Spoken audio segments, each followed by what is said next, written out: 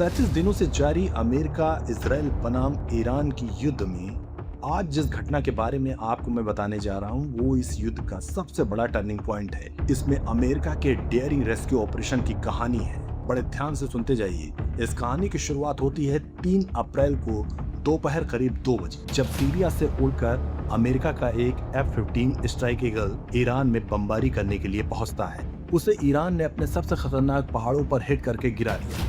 Iran की धरती पर अमेरिका का एक fighter jet F-15E strike eagle crash कर जाता है। उसमें 2 पायलट सवार होते हैं, जिनमें से एक पायलट को सुरक्षित बचा लिया जाता है, लेकिन एक पायलट लापता रहता है। 3 अप्रैल की शाम से अमेरिका का एक पायलट ईरान में लापता रहता है और ये दुनिया की सबसे बड़ी खबर बन जाती है। इस युद्ध में ये सबसे बड़ा टर्निंग पॉइंट था, क्योंकि अगर ये पायलट ईरान की IRGC या ईरान की किसी एजेंसी के हत्थे चढ़ जाता तो अमेरिका की बहुत सारी सीक्रेट जानकारी लीक हो सकती थी, क्योंकि ये जो पायलट लापता था ये अमेरिकी एयरफोर्स में वेपन सिस्टम ऑफिसर थे और ऐसे सैन्य अधिकारियों के पास बहुत क्लासिफाइड इंफॉर्मेशन होती है जो दुश्मन देश निकालने की कोशिश करते हैं। यही वजह थी कि ईरान ने चप्पे चप्पे पर अमेरिका के लापता पायलट के लिए तलाशी अभियान शुरू कर दी। उनके सिर पर $60,000 अमेरिकी डॉलर का इनाम रखा गया।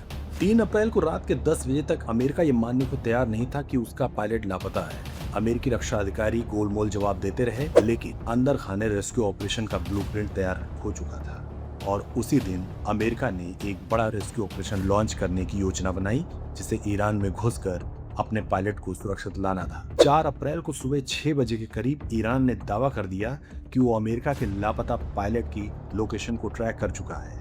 ईरान के इस दावे को अमेरिका ने खारिज कर दिया और इसी बीच अमेरिकी खुफिया एजेंसी CIA ने एक सीक्रेट गेम खेला। उसने ईरान और अपने दुश्मनों का ध्यान भटकाने के लिए एक झूठी लोकेशन लीक की। जब ईरानी फौज उस धोखे के पीछे भागी, तब अमेरिकी स्पेशल फोर्सेस ने कर्नल की असली लोकेशन एक तंग माउंटेन क्रेविस नाम के पहाड़ों पर ट्रैक कर लिया। आधी रात का सन्नाटा चीरते हुए दर्जनों लड़ाकू विमानों और ब्लैक हॉक हेलीकॉप्टर ने हमला बोला। ये किसी फिल्म जैसा मंजर था।